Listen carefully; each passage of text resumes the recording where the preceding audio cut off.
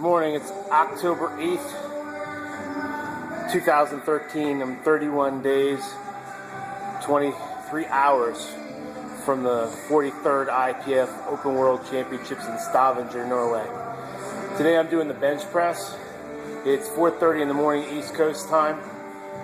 This morning, one of my strategies that I'm trying to get into pattern, it's just tough to do. My normal body weight is about 5-6 pounds over my weight class.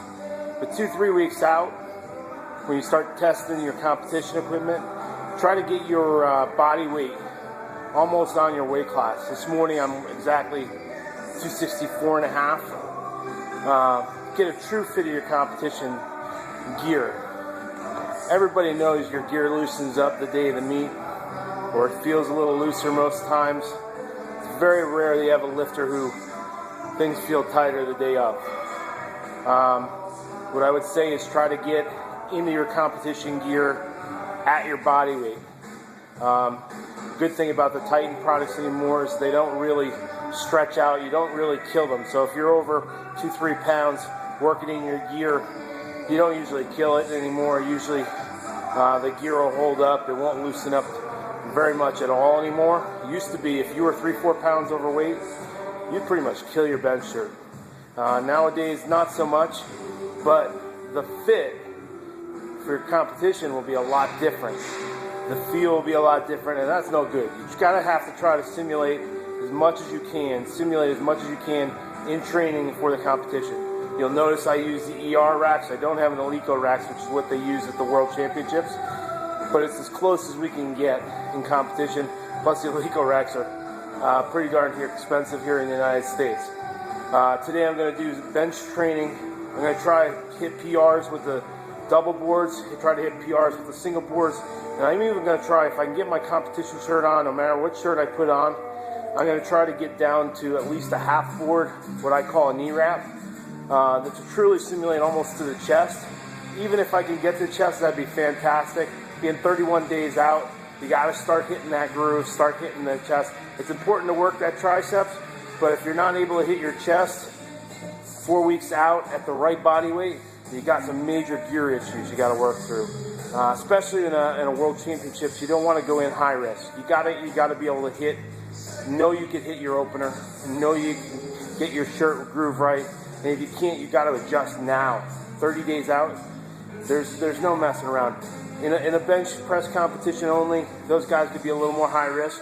They have 3 lift where you're doing 3 squats real fast and then you're jumping right into your shirt. You can't be messing around for an hour beforehand. You don't have the time. You have 20 minutes tops. So today I'm going to work through it, try to work fast. My stretching takes about 20 minutes. It's mostly because I'm so lethargic at 4:30 in the morning. I'm going to work through my stretching. Hips, I'm working my hips, my hams, and everything, even on a bench workout. Because if your hips and your legs aren't in a good position on the bench day, it's not going to be a good day benching. Plus, it's not going to truly simulate how your legs feel in a 3-lift competition where your hips and everything are warmed up by the time you get to the bench. So here we go. Check it out. Subscribe to Mannofsteel.com video stream right here, and like it if you think this video is good. Here we go. All right, it's 4:55 a.m. now. Got through my mobility work. Took about 15-20 minutes.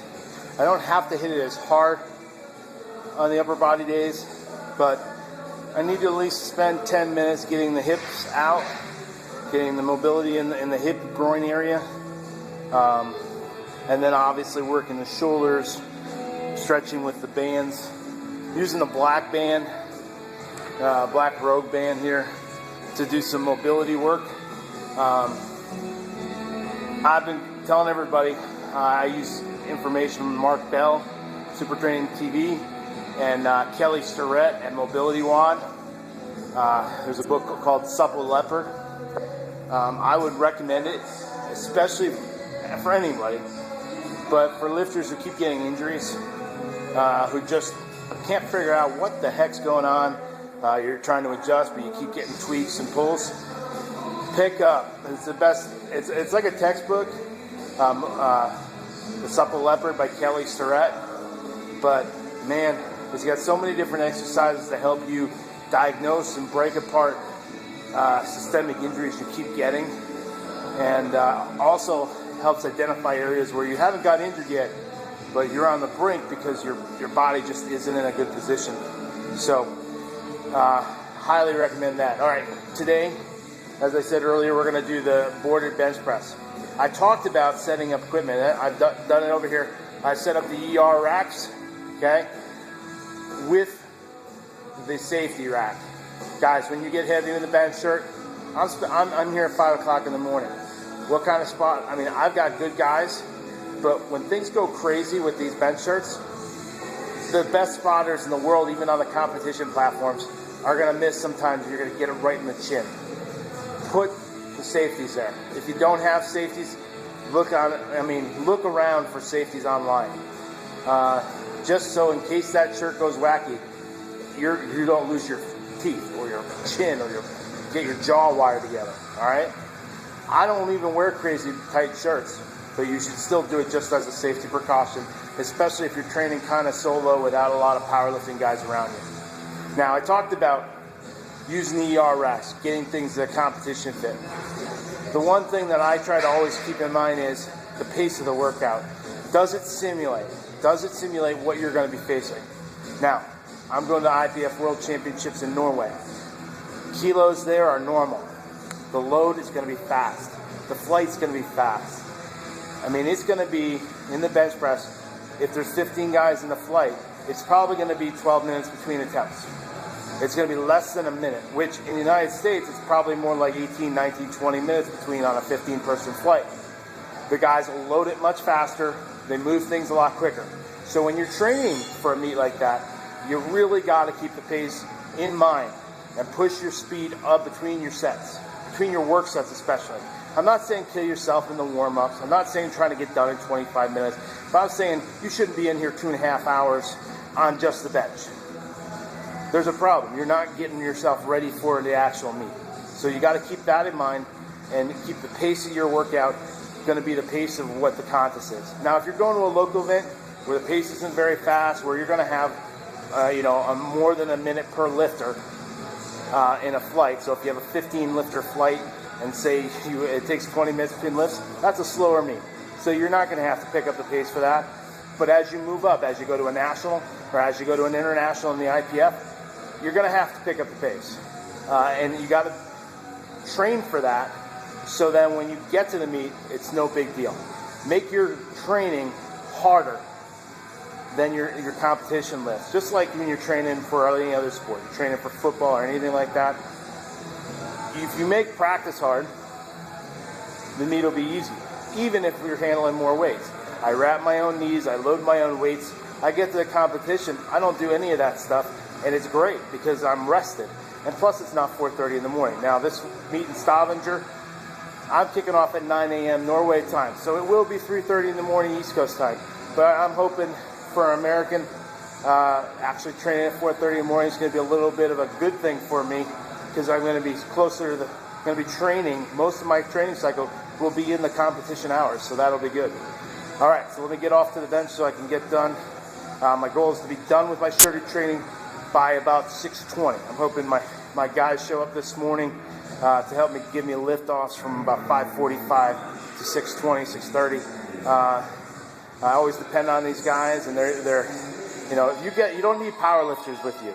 If you get a couple dedicated guys who are dedicated, loyal to the gym, and you give them your confidence that they can spot you without you killing your damn self, you're going to do good. You don't need a crew of powerlifters. Sometimes a crew of powerlifters can hurt you because you got to take off weights, add weights, and just move things around. So keep that in mind when you're picking out a training location and that sort of thing. All right, here we go. It's 5:18. My main spotter is already here this morning, so I'm golden to go. Sometimes he's not here. Sometimes he gets sick. I'm not going to check on him to see if he's coming. If he comes, I could go heavy. If he doesn't come, I try to do what I could do. Sometimes I have to scrap it. That's the reality of some of my training. Doesn't happen often because the guys are so dependable. One thing you could do if you like these videos, and I am going to Norway, so expense is pretty good. From what I hear, it's about $30 for a cheeseburger and a soda in Norway, so it's going to be about $100 a day for food. The one thing I am doing for fundraisers out on Mannofsteel.com or purepowerlifting.com, you can buy some t-shirts. I'm going to do some specials this week at $5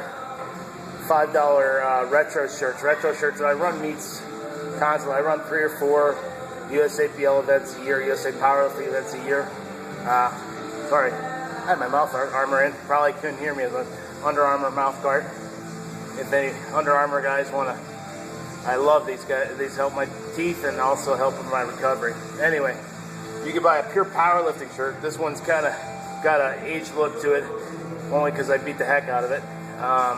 Pure Powerlifting, it's the home of drug-free powerlifters. Those shirts are $15. I only got XLs, I think, or a couple different sizes. Those are $15. If you want to check those out on purepowerlifting.com or Mannofsteel.com, you can pick those up and help support some, help feed me in Norway, essentially. And there's $5 retro shirts. I got a variety of shirts going back. I think going back to 2008. Even got some Raw Nationals from 2011. If you don't know, I run lots of events for a lifter still in a competitive state. I run a lot of events. I'm even running national events, the Raw Nationals in 2015 and the Bench Press Nationals in 2015. So I am running meets and competing at a national and international event level. So you can go out to purepowerlifting.com, Mannofsteel.com, and pick up a shirt. I'll ship it out as soon as I can, as soon as I get the order. It'll help feed me in Norway. I appreciate it. Hope you enjoy the rest of the video. Subscribe and like if you like it. So, come on. Good. Come on. So. Good. 1, 2. Good. 5. Good. Come on. Atta boy. Come on. Right up. Awesome. Come on. Rest. Wow. Come on.